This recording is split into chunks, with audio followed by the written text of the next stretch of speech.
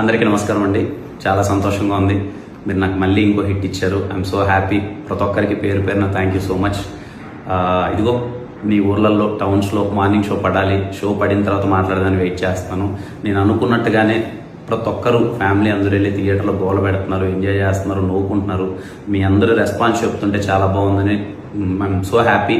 మా టీం అందరం చాలా సంతోషంగా ఉన్నాం. ఎందుకంటే ఇంతకుముందు నేను పదే పదే చెప్పాను, ఈ సినిమా ఓన్లీ ఎంటర్టైన్మెంట్ కోసం పండగ పూట రావాలని తీసిన సినిమా.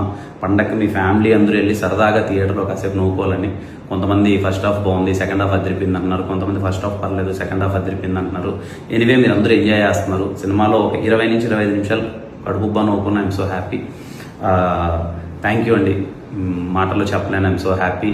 అండ్ అలాగే ఈ సినిమాని ఎంటర్టైన్మెంట్ సినిమా తీశారా వీళ్ళు, ఎంటర్టైన్మెంట్ కోసమే తీశారు అని ఒక పాజిటివ్ రెస్పాన్స్ ఇచ్చి ఈ సినిమాని సపోర్ట్ చేసిన ప్రతి ఒక్కరికి థ్యాంక్ యూ సో మచ్.